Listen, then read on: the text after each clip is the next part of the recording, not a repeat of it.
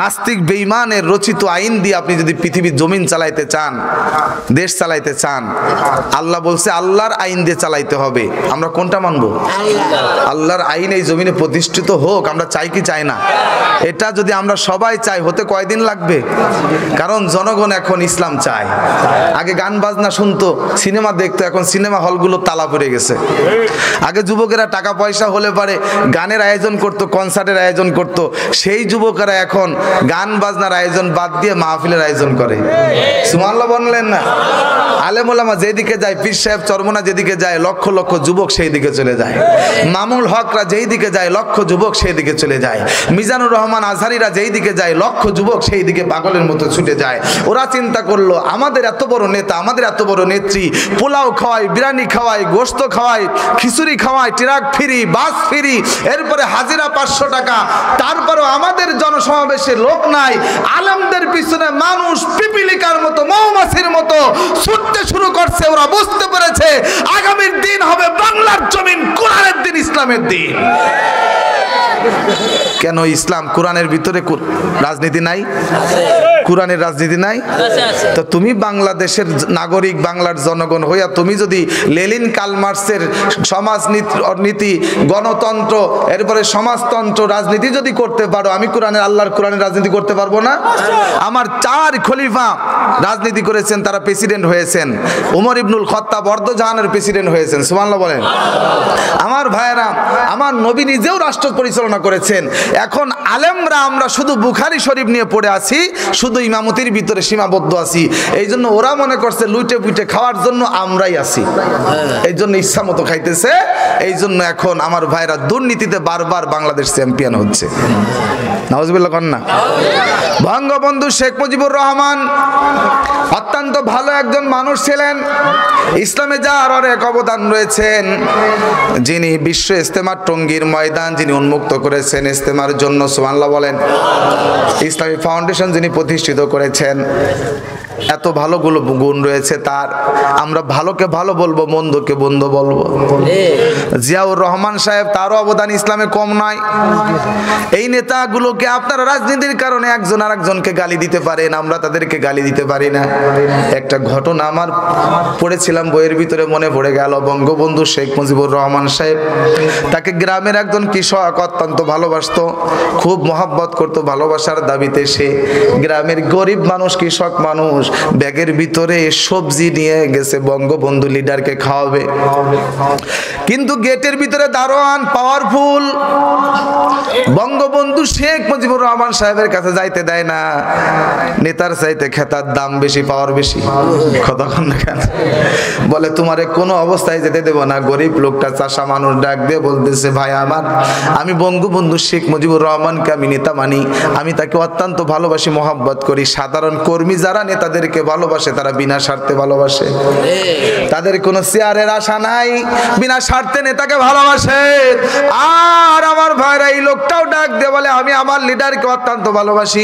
আমার গ্রামের ক্ষেত থেকে নিজের চাষ করা জমিন থেকে আমি বঙ্গবন্ধু শেখ মুজিবুর রহমানের সাহেবের জন্য আমি ব্যাগ ভর্তি করে সবজি আনছি, শাক আনছি, সার ওষুধ নাই, ফরমালিন নাই, আমি আমার লিডারকে খাওয়াবো।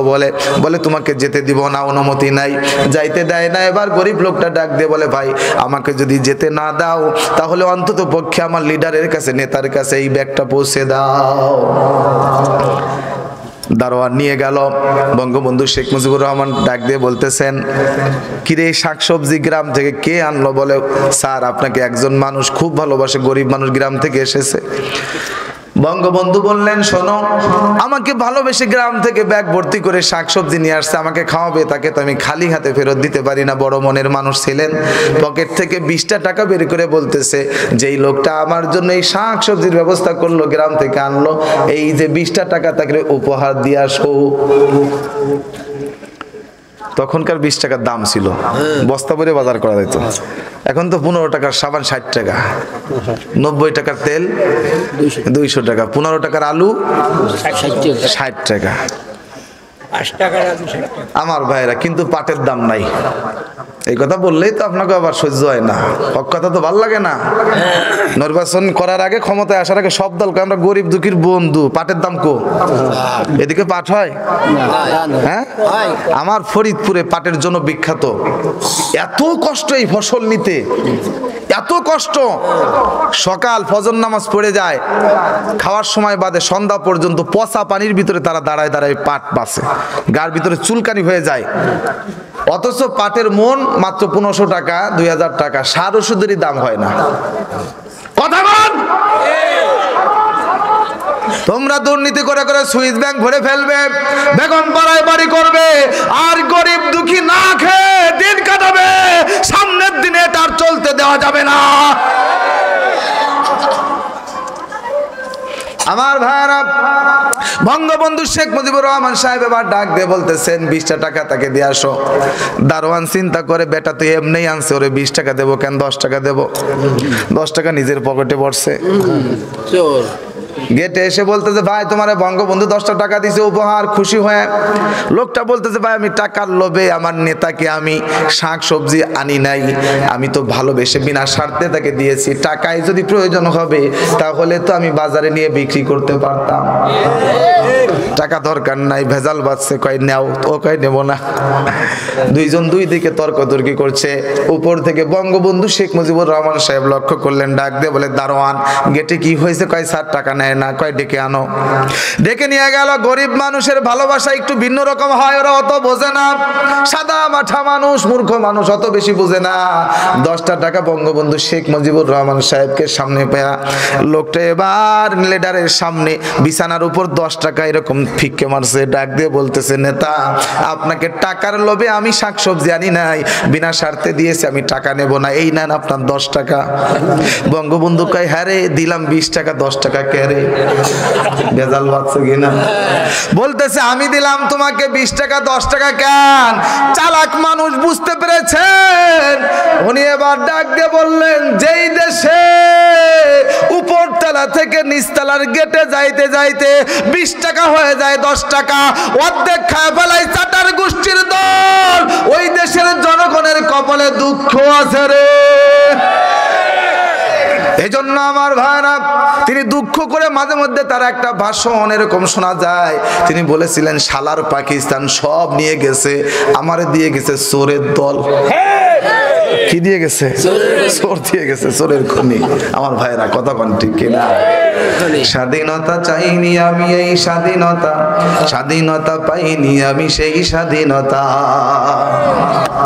আজ ওয়াজ করার অনুমতি নেওয়া লাগে, পারমিশন নাই, কিন্তু এদেশে এখনো মেলা হচ্ছে, সিনেমা হল চলছে, এখনো হিন্দু ভাইদের কীর্তন চলছে। গত পরশুদিন আমার ভাইরা, আমার ফরিদপুর জেলা বোয়ালমারী থানা হাসামদি এলাকা আমার মাহফিল ছিল। মাহফিল কর্তৃপক্ষ আমাকে ফোন করে বলছে, হুজুর অনুমতি আনতে, ঘাম ছুটে গেল, অনুমতি দিতে চায় না। হুজুর গো, অনেক কষ্টে আমরা সাহস করে মাহফিল গুলো করছি, হুজুর দোয়া করবেন। কিন্তু যাওয়ার সময় দেখলাম ওখানে ময়েন্দে একটা বড় বাজার আছে, ওখানে কীর্তন হইতেছে।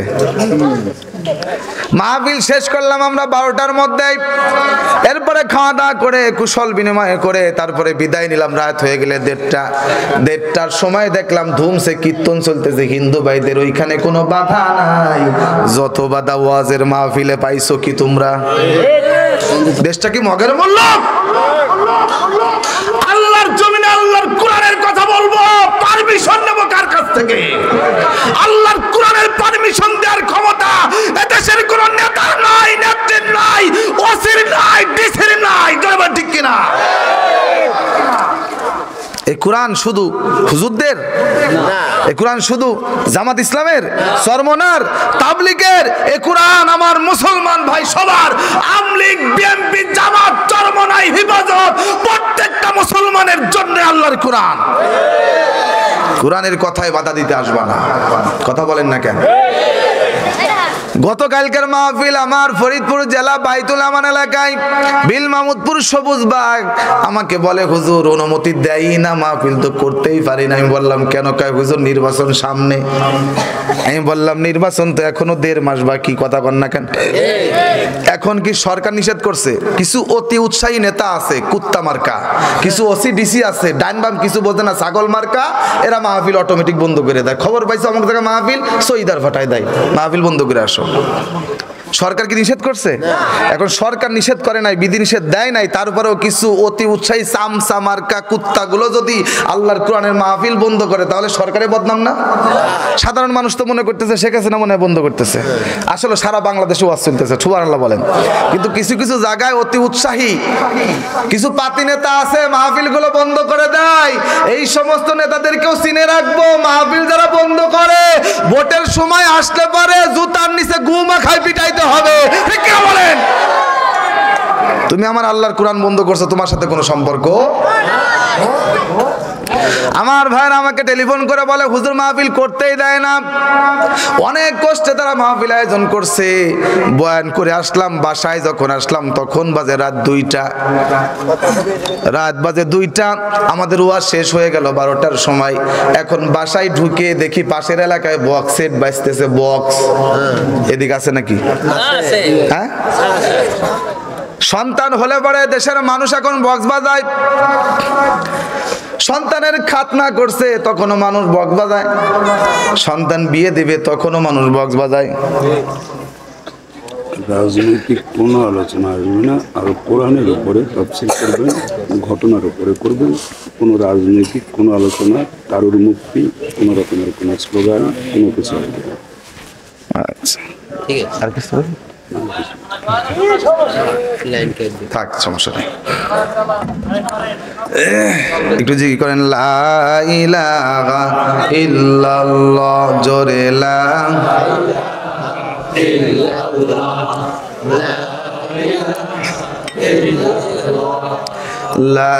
ইলাহা ইল্লাল্লাহ, লা ইলাহা ইল্লাল্লাহ মুহাম্মাদুর রাসূলুল্লাহ।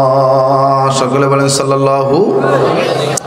আমার ভাইরা এই জন্য বলতেছিলাম আমরা কোরআনের পক্ষে থাকতে চাই। রাজি আছেন না? নাই? আমরা অন্য কিছু মানি না, আল্লাহর কোরআন ছাড়া। জোরে বলেন ঠিক কি না? আল্লাহ পাক রব্বুল আলামিন বলেন ওয়ালা তাকিনু ওয়ালা তাহজানু ওয়া আনতুমুল আ'লাউনা ইন কুনতুম মুমিনিন। গোলাম তুমি যদি আমার বান্দা হতে পারো, আমার মুমিন বান্দা যদি হয়ে যাও, তাহলে তোমাদেরকে বিজয় অর্জন করব, তোমরাই বিজয় হবে, তোমাদের কোনো ভয় নাই, তোমাদের কোনো টেনশন নাই। জোরে কোন সুবহানাল্লাহ। কেমনে তোমাদেরকে পক্ষে আমি থাকব, বন্ধু তোমাদের কেমনে হব? প্রথমে সূরা নিসার 45 নম্বর আয়াত থেকে তেলাওয়াত করেছিলাম, ওইখান থেকে আপনাদেরকে শোনাইতেছি। আল্লাহ পাক বলেন আল্লাহু আ'লামু বি। ভাই চলে যাচ্ছেন কি আপনারা? চলে যাচ্ছেন কে? কোনো সমস্যা নাই, বসেন, কথা হবে আল্লাহর, কথা হবে। আপনারা বসেন, বসেন।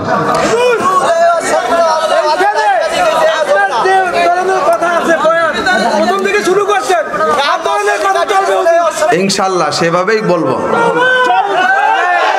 বসেন, আপনারা বসেন, ধৈর্য ধরেন, আপনারা বসেন।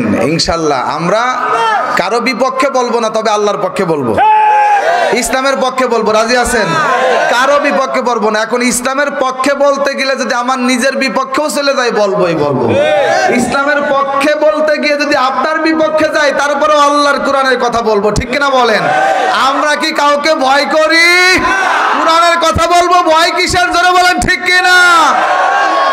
উনি এমনি নরমালে আমাকে একটু পরামর্শ দিয়েছেন, অন্য কিছু না, টেনশন করেন না। কথা বলেন না কেন?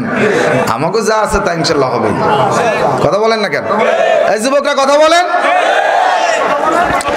আল্লাহ কেমনে আপনাকে সহযোগিতা করবেন শোনেন।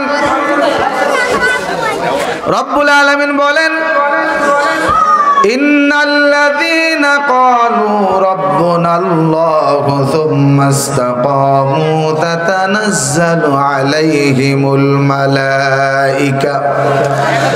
রব্বুল আলামিন ডাক দিয়ে বলেন, ও গোলাম, বান্দা বান্দির দল, তোমরা যদি আমি আল্লাহর গোলামি করো, আমার মুমিন বান্দা হতে পারো, তাহলে আসমান থেকে তোমাদের জন্য আমি আল্লাহ সাহায্য পাঠাবো। কেমনে আল্লাহ পাক আসমান থেকে সাহায্য পাঠায়? ইসলামের প্রথম যুদ্ধের নাম হলো বদর যুদ্ধ। বলেন কোন যুদ্ধ? ইসলামের প্রথম যুদ্ধের নাম হলো বদরের যুদ্ধ। আমার নবী, আপনার নবী, দ্বীনের নবী মুস্তাফা সাল্লাল্লাহু আলাইহি ওয়াসাল্লাম বদরের প্রান্তে ছুটে গেলেন সাহাবীদেরকে সঙ্গে নিয়ে, মাত্র 313 জন সঙ্গে নিয়ে বদরের প্রান্তে ছুটে গেলেন। কাফের বেঈমান আবু জেহেলের বিরুদ্ধে যুদ্ধ হবে। কাফেররা 1000-এর উপরে। আল্লাহ নবী ডাক দিয়ে বললেন, আমার সাহাবার দল, কার কি আছে তাই নিয়ে ঝাঁপিয়ে পড়ো। এতদিন মক্কায় আমাদেরকে কাফেররা আবু জেহেলরা পিটাইছে, মারছে, সহ্য করেছি। মদিনায় চলে আসছি হিজরত করে, এখনো কাফেররা আমাদেরকে মারতে চায়, মদিনায় এসে আমাদেরকে আঘাত করতে চায়, ওদেরকে আর ছাড় দেয়া যাবে? এতদিন মার খাইছি, দেওয়ালে যদি পিঠ থেকে যায় তাহলে সামনের দিকে আগানো লাগবে। জোরে বলেন ঠিক না? বলে আর ছাড় দেওয়া যাবে না, আর মার খাওয়া চলবে না, এখন চলবে মারের বদলে মার। কার হাতে কি আছে তাই নিয়ে বদরের মাঠে ঝাঁপিয়ে পড়ো। আল্লাহর দ্বীনকে হেফাজতের জন্য যার হাতে যা আছে তাই নিয়ে লাফায় পড়ো। সাহাবারা যার হাতে যা ছিল, লাঠি সোটা ভাঙ্গা দা যা ছিল তাই নিয়ে ঝাঁপিয়ে পড়লো। কাফের চলে আসলো 1000। কাফেরদের হাতের ভিতরে নাঙ্গা তরবারি ঝকঝক চকচক করতেছে। কাফেরদের গায়ের ভিতরে যুদ্ধের লোহার পোশাক পরা রয়েছে, নিজেদের সওয়ারের জন্য তেজি ঘোড়া রয়েছে, হাতের ভিতরে তরবারি, বাম হাতের ভিতরে ঢাল রয়েছে। কিন্তু মুসলমানের ঢালের ব্যবস্থা নাই, অস্ত্রের ব্যবস্থা নাই, পোশাকের ব্যবস্থা নাই, ঘোড়ার ব্যবস্থা নাই। মুসলমানের জন্য আল্লাহ পাক রব্বুল আলামিনের কাছে আমার পয়গম্বর মসজিদে নববীর ভিতরে সিজদা দিয়ে কান্দে আর ডাক দিয়ে, কামালি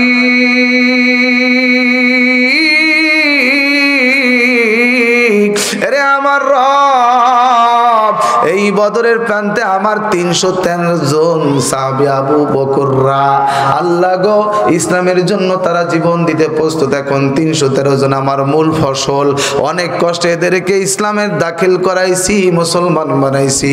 আমার এই 313 জন, আমার এই সাথী যদি আল্লাহ আজকের এই ময়দানে বদরের প্রান্তে শহীদ হয়ে যায়, আমি কেমনে চলবো, সামনে কেমনে আগাবো? মসজিদ নববীর ভিতরে সিজদায় পড়ে আল্লাহর নবী চোখের পানি দিয়ে জমিন ভিজাইতেছে। জোরে কোন সুবহানাল্লাহ। আমার আল্লাহ ডাক দিয়ে কয়, রে জিবরাইল, যা যা যা, আমার পয়গম্বর 313 জন সাথে নিয়ে বদরের প্রান্তে যায়। ও জিবরাইল, তুমিও যাও, মুসলমানের পক্ষ নিয়ে তুমিও জিহাদের ময়দানে বদরের প্রান্তে যুদ্ধে ঝাঁপিয়ে পড়বে। জিবরাইল ডাক দিয়ে, আল্লাহ গো, জীবনে কোনোদিন যুদ্ধ করলাম না, যুদ্ধের পোশাক পরলাম না, আমি কেমনে যুদ্ধ করব? আমার আল্লাহ ডাক দিয়ে কয়, তোরে যুদ্ধের ট্রেনিং আমি আল্লাহ নিজে পড়ায় দেব। জান্নাতের ভিতরে থেকে যুদ্ধের পোশাক নিয়ে যা। জিবরাইল যুদ্ধের পোশাক পরে, পিছনে আরো 3000 ফেরেশতা যুদ্ধের পোশাক পরে রেডি হয়ে গেছে, বদরের প্রান্তে যাব। তাতানাজ্জালু আলাইহিমুল মালাইকা, আসমান থেকে নুসরাত করবে কে? আমার ভাইরা, বদরে হয়ে গেল, ডাক দিয়ে করে, ইয়া নবী আল্লাহ, আল্লাহর নবী গো, ওই যে যুদ্ধের ময়দানে কি শুরু হলো, মানুষ দেখা যায় না, তরবারি ঝনঝন করে শব্দ করে। আল্লাহর নবী গো, মানুষ দেখা যায় না, কিন্তু এই যুদ্ধের ময়দানে বলতেছে, সামনে বাড়াও, সামনে যাও, পিছনে তাকাও না, ও মুজাহিদরা সামনে যাও, কিন্তু কোনো মানুষ দেখা যায় না। নবী আমার ডাক দিয়ে বলে, রে সাহাবারা, ওই যুদ্ধের ময়দানে আল্লাহ পাক আসমান থেকে ফেরেশতা পাঠাইছে, তোমরা তোমাদের চোখে দেখো না, আমি দেখতে পাচ্ছি। জোরে কোন সুবহানাল্লাহ। মানুষ দেখা যায় না, কিন্তু কাফেরদের কল্লা কেটে পড়ে যাইতেছে।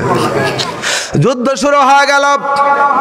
ছোট ছোট 2 জন বাচ্চা, মুআয আর মুআওয়াজ, কিশোর মানুষ, 9 বছর 11 বছর বয়স, নবীজির কাছে এসে ডাক দিয়ে বলতেছে, ওগো পয়গম্বর, ইসলামের প্রথম যুদ্ধ বদরের প্রান্তে হবে।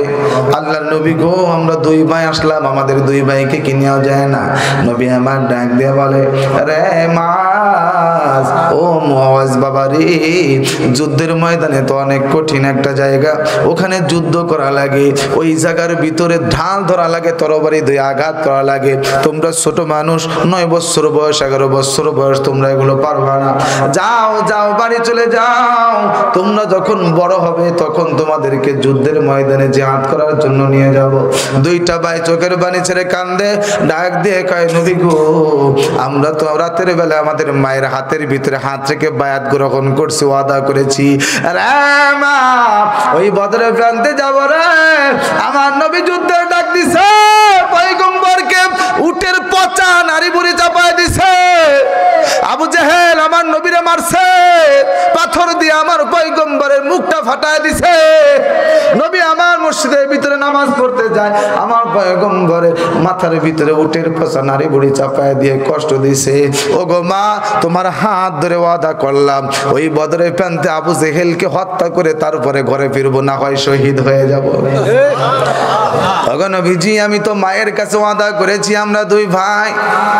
নবী আমার কোনো অবস্থাতেই রাজি হন না, কারণ যুদ্ধের ময়দান তো এটা কোনো ছেলে খেলা নয়, এখানে মারামারি করার মতো শক্তি থাকা লাগবে, তরবারি ধরে আঘাত করা লাগবে। এত ছোট বাচ্চা পারবি না, যা যা বিরক্ত করিস না রে, বাড়ি চলে যায়। দুইটা ভাই নাছোড়বান্দা কান্দে। এমন সময় বড় ভাই ছোট ভাই ডাক দিয়ে কয় পয়গম্বর আমাদেরকে নিয়ে চলেন না। বলে না, নেওয়া যাবে না, অনেক ফেরাফিরির পর আল্লাহর নবী তাকায় বলতেছে তুমি একটু বড়, তুমি বড় ভাই, তোমাকে নেওয়া যায় সঙ্গে করে। রে আবু বকর বলো কে যুদ্ধের ময়দানে মুজাহিদদের নামের লিস্টি করে, এই দুই ভাইয়ের মধ্য থেকে যাই একটু বড়, তার নামটা লিখে দাও। বড় ভাইয়ের নামটা লেখা হয়ে গেল। ছোট ভাই চোখের পানি ছেড়ে কান্দে আর ডাক দেয় কয় নবী যুদ্ধের ময়দানে কে বড় কে ছোট এটা তো মূল বিষয় না, কার গায়ে শক্তি বেশি এটাই প্রয়োজন। যুদ্ধের ময়দানে শক্তি লাগবে। ওগো পয়গম্বর আমার বড় ভাইয়ের চাইতে আমি ছোট ভাই, আমার গায়ের ভিতরে কিন্তু শক্তি বেশি। ওগো পয়গম্বর বড় ভাইকে নিলে আমাকে নিবেন না কেন? নবী আমার বলে পাগল হইছো নি, বড় ভাইয়ের চাইতে ছোট ভাইয়ের গায়ে শক্তি হয় কেমনে? ওর বয়স হলো 12-13 বছর, তোমার বয়স হলো মাত্র 9 বছর।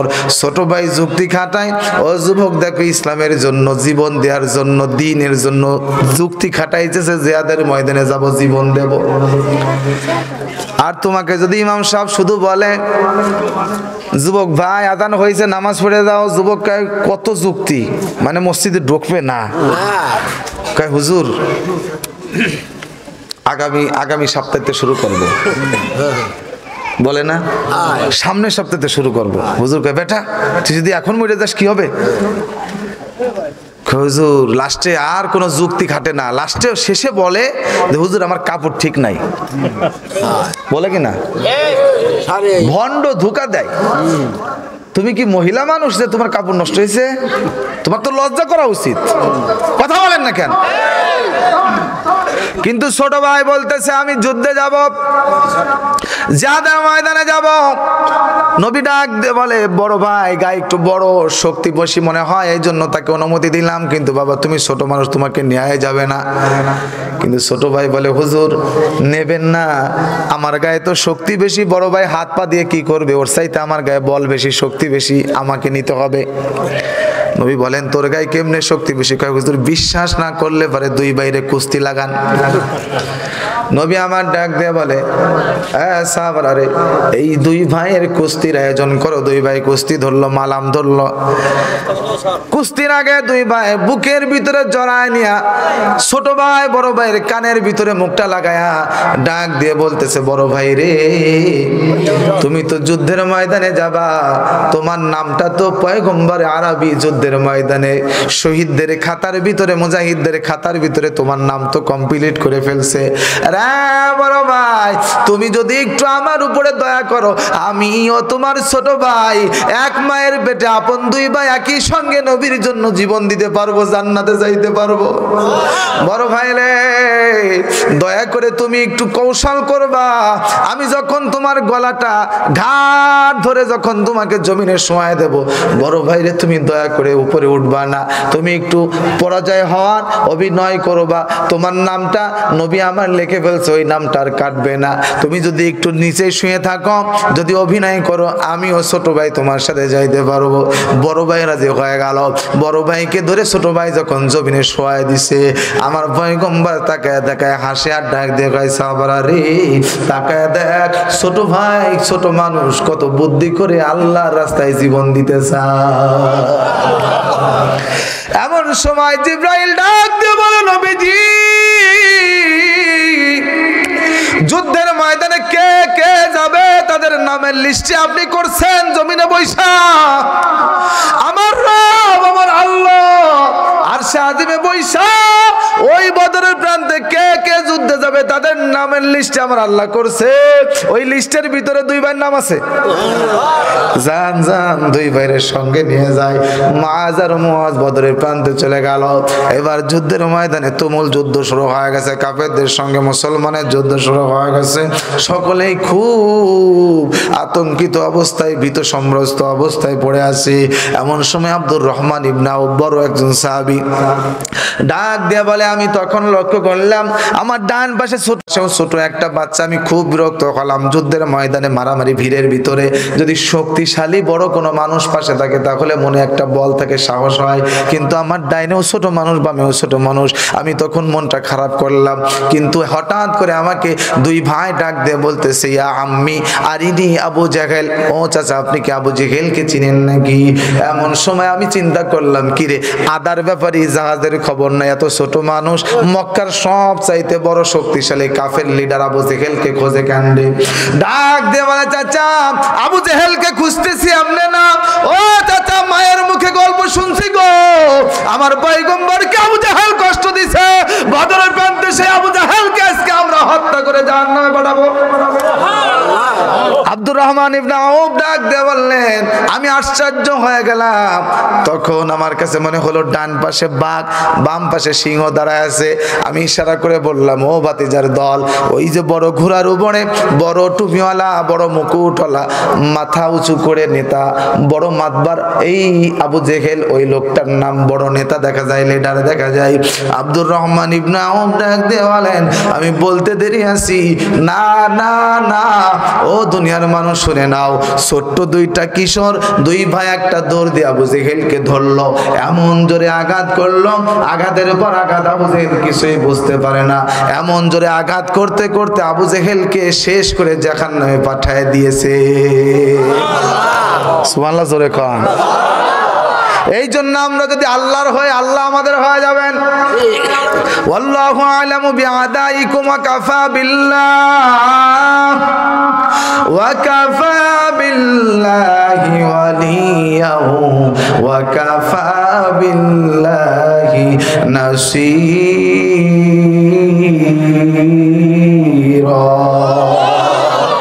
ও আমার বান্দা বান্দির দল, টেনশন করবি না, ভয় পাবি না, ভয় করবি না। তুমি আমি আল্লাহ পাক তোমার সাথে আছি, তোমার বন্ধু আছি এবং তোমার সাহায্য করার জন্য আমি আল্লাহ যথেষ্ট। সুবহানাল্লাহ বলেন। মন খারাপ করতেছেন? অনেক দূর থেকে আসছি, অনেক কষ্ট করে আসছি, কিছু কথা তো বলতে হয়, না হলে কোরআনের হক আদায় হয় না। কথা বলেন। আজকে কোরআনের ভিতরে লেখা আছে আস-সারিকু ওয়াস-সারিকাতু ফাকতাউ আইদিয়াহুমা। এটা কোরআনের আইন। বলেন কিসের আইন? চোর ধরো হাত কাটো। এটা কার কথা? আমার কথা? কোরআনের কথা। এই আইন পাশ আছে, জারি আছে, চালু আছে সৌদি আরবে। এই জন্য হাজি ভাইরা যারা সৌদি থাকেন, যারা ছিলেন, তারা বলে হুজুর যখন মসজিদে আজান হয় সঙ্গে সঙ্গে দোকানগুলো ওপেন করে এই মুসলমান মসজিদে চলে যায়, একটা মাল চুরি হয় না। বাঙালি কিছু চোর ওই জায়গা যায়, কিছু বাঙালি আছে না সৌদি আরবে, চোর সুটটা যদি কিছু ওখানে থাকে, ওরা দেখে যে কিরে দোকান খোলা কিন্তু মালিক নাই, কিন্তু আবার জানে চুরি করলে কাটবে হাত। এই জন্য একবার দোকানের মালের দিকে তাকায় আর একবার হাতের দিকে তাকায়, আমার হাত থাকবে না। তুমি যেই হও, খলিফাতুল মুসলিমিন ওমর রাদিয়াল্লাহু তাআলা আনহু নাম শুনছেন? তুমি নেতা হলে ওমরের মতো নেতা হও, পৃথিবী তোমাকে স্মরণ রাখবে। রাতের অন্ধকারে তিনি পাহারা দিতেন আমার দেশের ভিতরে গরিব দুঃখী মানুষকে, বিধবা কোন মানুষ কার ঘরে বাতাস চালু নাই, কাকে খাবার দেওয়া লাগবে, তিনি ঘুরে ঘুরে রাতের অন্ধকারে, অর্ধ পৃথিবীর বাদশা ছিলেন ওমর খলিফাতুল মুসলিমিন আমিরুল মুমিনিন। শুধু বাংলাদেশ নয়, শুধু ভারতবর্ষ নয়, শুধু আমেরিকার মতো রাষ্ট্র নয়, পুরো পৃথিবীর অর্ধজাহানের খলিফাতুল মুসলিমিন হলে ওমর ইবনুল খাত্তাব। সুবহানাল্লাহ। রাতের বেলা অন্ধকারের সময় ঘুরতেছেন মরুভূমির ভিতরে, দেখে আমার দেশের ভিতরে গরিব মানুষ দুঃখী মানুষ কি আছে রে। হঠাৎ করে দেখে মরুভূমির ভিতরে একটা কুড়ে ঘর মিটমিট করে আলো জ্বলতেছে। তিনি আগাইলেন, এত রাতের বেলায়, রাত 2টা 3টা বাজে আলো জ্বলে কেন? কাছে গিয়ে দেখেন ঘরের ভিতর থেকে বাচ্চাদের কান্নার আওয়াজ আসে। খলিফাতুল মুসলিমিন ওমর দরজার ভিতরে নক করে ডাক দিয়ে বললেন, ঘরে আসো কে? জলদি করে দরজা খোলো। ছোট বাচ্চার কান্না আওয়াজ কেন? কোনো বিপদ হইল নাকি? একজন বিধবা মহিলা দরজা খুলে দিয়ে বলতেছে, যুবক তুমি কে? আমিরুল মুমিনিন ওমর পরিচয় গোপন করলো, ডাক দিয়ে বলতেছে, বোন তোমার ঘরের ভিতরে বাচ্চাদের কান্নার শব্দ শোনা যায়, কি হয়েছে? কোনো বিপদ হলো নাকি? মহিলা ডাক দিয়ে বলে, যুবক রে, কাটা ঘায়ে লবণের সিটা দিও না, আমার মনের ভিতরে ব্যথা, 3 দিন হয়ে গেল আমার ঘরের ভিতরে কোনো খাবার নেই, আমার স্বামী যুদ্ধের ময়দানে শহীদ, এই দেশের জালেম শাসক আমার কোনো খবর নিল না। এ দেশের জালেম শাসক কারে কয়? শাসক কিনা? আর এদেশ হলিবারে মামলা দে সালা তখন কয় জালেম শাসক। বাদশার সামনে দাঁড়িয়ে বাদশাকে জালেম বলল, বাদশা কোনো প্রতিবাদ করে নাই। ডাক দিয়ে বলে, বোন দেখি আমি তোমার কোনো সহযোগিতা করতে পারি নাকি? বলে, যুবক তুই আর কি সহযোগিতা করবি রে? আমার ঘরে 3 দিন খাবার নাই, বাচ্চাগুলোকে প্রতিদিন আমি মিথ্যা সান্ত্বনা দেই। ছোট বাচ্চাটা আমার ছোট সন্তান বোঝে না, কানতে কানতে ক্লান্ত হয়ে গেছে, ঘুমায় পড়ছে, কিন্তু বড় 2 সন্তান ওরা তো কিছু বোঝে। আজকে ডাক দিয়ে কয়, মা প্রতিদিন শুধু সুদা পানি তুমি আগুনে জ্বালায় জ্বালায় মিথ্যা সান্ত্বনা দাও, আজকে 3 দিন হয়ে গেল ঘরে কোনো খাবার নেই, আমাদের পেটে খাবার যায় না মা গো, তুমি যদি আজকেও কোনো খাবারের ব্যবস্থা না করো, ও মা বাবা যেই পথে গেছে কবরের দেশে চলে গেছে, আমরাও কিন্তু কবরে চলে যাব, বাঁচতে পারবো না। এরে যুবক ভাই, আমি আমার এতিম সন্তানগুলারে কি বলে সান্ত্বনা দিব রে? ওমর রাদিয়াল্লাহু তাআলা আনহু সঙ্গে সঙ্গে একটা দৌড় দিয়ে চলে গেছেন, রাষ্ট্রীয় কোষাগার থেকে আটার একটা বস্তা মাথার উপরে উঠাইছে, সঙ্গে সঙ্গে রাতের গভীর আসলাম ওমর রাদিয়াল্লাহু তাআলা আনহুর খাদেম, তিনি ডাক দিয়ে কয়, আমিরুল মুমিনিন খলিফাতুল মুসলিমিন ওমর, এই গভীর রাতে আপনি আটার বস্তা মাথার ভিতরে করে কোথায় রওনা করলেন গো? আমিরুল মুমিনিন ডাক দিয়ে বলতেছে, একজন বিধবা মানুষ, তার ভাতার ব্যবস্থা হয় নাই, তার ঘরে খাবার ব্যবস্থা হয় নাই, আমি তার জন্য আটার বস্তা নিয়ে রওনা করলাম। এবার গোলাম ডাক দিয়ে বলে, খাদেম ডাক দিয়ে বলে, হুজুর আপনি হলেন এই দেশের প্রধানমন্ত্রী, রাজা, প্রেসিডেন্ট, আপনি আটার বস্তা মাথায় নিয়ে যান। না না, আমি আপনার গোলাম, আপনার খেদমত করা আমার কাজ, আমার মাথার ভিতরে আটার বস্তাটা দেন, আমি নিয়ে যাই। আমিরুল মুমিনিন ওমর ডাক দিয়ে বললেন, রে আসলাম, হাসরের ময়দানে আল্লাহর দরবারে যখন আল্লাহ পাক রব্বুল আলামিন আমাকে আসামির কাঠগড়ায় দাঁড় করাবে, তুমি আসলাম কি আমার পক্ষ থেকে কোনো জবাব দিতে পারবে? উত্তর দিয়ে দিবে। আসলাম সঙ্গে সঙ্গে ডাক দিয়ে কয়, পয়গম্বর ওগো আমিরুল মুমিনিন, ইয়াউমা ইয়াফিরুল মারউ মিন আখিহি ওয়া উম্মিহি ওয়া আবি ওয়া সাহিবাতিহি ওয়া বানি। ওগো আল্লাহর নবীর সাহাবী ও ওমর, ওই হাসরের ময়দানে বাপ তার সন্তান চিনবে না, মা সন্তানের পরিচয় দিবে না, সন্তান মায়ের পরিচয় দিবে না, ভাই ভাইয়ের খবর নিবে না, বন্ধু বন্ধুর খবর নিবে না। আমি আপনার গোলাম, আপনার খবর ওই দিন নিতে পারবো না। সকলেই যার যার নফসি নফসি করে কানবে, যার যার হিসাব তার দেওয়া লাগবে। খলিফাতুল মুসলিমিন ওমর ডাক দিয়ে বলতে, আসলাম রে, তুমি যদি আমার জবাব দেওয়ার ক্ষমতা না থাকে তাহলে আমার কাজ আমাকেই করতে দাও। আমার এক বিধবা বোন না খেয়ে সন্তান নিয়ে পড়ে আছে, আটার বস্তা গোলামের মতো কুলির মতো করে অর্ধ পৃথিবীর বাদশা হওয়ার পরও মাথার ভিতর আটার বস্তা, পুরো শরীর লেগে গেল। আটার বস্তা রাতের অন্ধকারে নিয়ে ছুটলেন ঘরের ভিতরে গিয়া বিধবা নারীর ঘরের ভিতরে উমর রাদিয়াল্লাহু তাআলা আনহু রুটি বানাইলেন। খাসির মাংস দিয়ে বাচ্চাগুলোকে ডাক দিয়ে মুখের ভিতরে ওমর রাদিয়াল্লাহু তাআলা আনহু নিজে হাতে ঢুকায় দিলেন, খাওয়ায় দিলেন। বাচ্চাগুলো তৃপ্তি সহকারে ক্ষুধার্ত পেটে, কঠিন ক্ষুধা, মনের ভিতরে ব্যথা সব দূর হয়ে গেছে, মজা করে খাইলো। ওমর রাদিয়াল্লাহু তাআলা আনহু পাশে থেকে দেখে ডাক দিয়ে বলতেছে, বোন দেখি যদি আপনার জন্য আরো কিছু করতে পারি আমি আপনার সহযোগিতা করব। আমার ভাই ওমর রাদিয়াল্লাহু তাআলা আনহু চলে গেলেন। সকালবেলায় রাজ দরবারে যে সেনাবাহিনী ছিল বাহিনীগুলোকে ডাক দিয়ে বলছে, ও আমার সেনা সৈন্যরা শোনো, অমক মরুভূমির ভিতরে অমক শহীদের স্ত্রী 3 জন সন্তান নিয়ে বড় দুঃখে দিন কাটাইতেছে, যাও তোমরা সেই মহিলাকে একটু রাজ দরবারে ডেকে আনো। সেনাবাহিনী চলে গেল রাজ দরবারে। যাওয়ার পরে ওই মহিলার ঘরে গিয়ে শুনতেছে ফজরের নামাজ পড়ে মহিলা কুরআন শরীফ খুলে পড়তেছে আর নামাজ পড়ে উমরের জন্য মন খুলে দোয়া করতেছে। রাতের অন্ধকারে যুবক উমর চেনে না, বলে আল্লাহ তুমি রাতের অন্ধকারে যেই যুবককে পাঠাইছিল আমার ঘরে আটার বস্তা দিয়ে গেল, খাসির মাংস দিয়ে গেল, আল্লাহ গো এই দেশের প্রধানমন্ত্রী উমর না হয়ে এই যুবক হইলে ভালো হইতো। চেনে না তো দোয়া করতেছে, কুরআন শরীফ পড়তেছে। লোকেরা এসে ডাক দিয়ে বলল, বোন দরজা খোলো, কোরআন পড়তেছে। আগেকার যুগে আমাদের মা বোনেরা, আমাদের চাচি, আমাদের খালাম্মারা, দাদি নানিরা দেখেছি ফজর নামাজ পড়ে কাজ করার আগে কোরআন শরীফ নিয়ে বসতো। এখন বসে? হ্যাঁ, এখন আছে মোবাইল, রাত 12টা পর্যন্ত খালি ঠেলে আর ঠেলে। ইউটিউব, কথা কন না কেন? ইমো, মেসেঞ্জারে প্রেম করে, শত শত প্রেম করে। মুজাহিদ কারে কয়? ঠিক না ধরে কন? বীর পুরুষ। আগেকার যুগে ঠিক আছে, ঠিক আছে। বাজে কত? 10টা। আপনার বিরক্ত হচ্ছেন? জোরে কন, বিরক্ত হচ্ছেন? আল্লাহু আকবার জোরে বলেন তো। ইনশাআল্লাহ আমার ভাইরা চাচা কয় আর 1 ঘন্টা করে। আসলে আর 1 ঘন্টা সব জায়গায় আমরা বয়ান করতে গেলে সব জায়গায় এরকম কয়, হুজুর গতকাল বয়ান ছাড়বো 11টায় ছেড়ে দিব, 9টায় উঠছি 2 ঘন্টা আলোচনা করে। জনগণ কয় হুজুর আর একটু করেন, করলাম আর একটু, কয় হুজুর আর একটু করেন, লাস্টে 1টা বাজে তাও কয় হুজুর আরো করেন। আমি বলি আরে পাগল, কোরআনের আলোচনা হুজুর করে আপনার মন ভরাতে পারবে না। হাসরের ময়দানে আমার আল্লাহ নিজে কোরআন পড়ে আপনার মন ভরাই দেবে। সুবহানাল্লাহ। আপনারা তো মনে করেন হুজুর কত আরাম, কত সুখ আপনাদের, জানেন না ভাই। ঘুম নাই মাসের ভিতরে, এই যে ওয়াজের সিজনে মাসে মনে হয় 2 দিন 3 দিনও পুরো রাত ঘুমাতে পারি না, সারা রাত জার্নি করি। এই রাস্তার ভিতরে চললে পারে, এই যে রাস্তার ভিতরে যখন আমরা মাহফিল করে এখান থেকে তো চলে যাব, যাওয়ার পথে দেখব রাস্তায় 3টা প্রাণী। কয় শ্রেণীর প্রাণী? এক শ্রেণী হলো পুলিশ।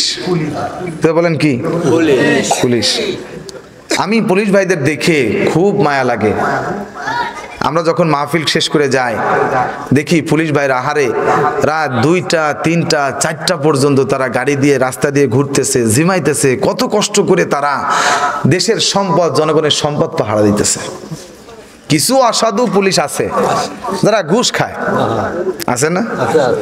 এইগুলো আবার জীবনে শান্তি করতে পারে না, ওর বউ কথা শোনে না, ছেলে মেয়ে আর এক জায়গায় আড্ডা দেয়, ফিলিংস করে। জোরে বলেন ঠিক কিনা? ঘুষ খায় খেয়ে 10 তলা বিল্ডিং করছে, পরে বিল্ডিং এ ঢোকবে ওই সময় স্টক করে মরে গেছে। কথা কন না কেন? জীবনেও ঘুষ করে শান্তি নাই। কারণ যারা ঘুষ খায় তারা গু খাওয়ার চেয়ে মারাত্মক গুনাহ করে।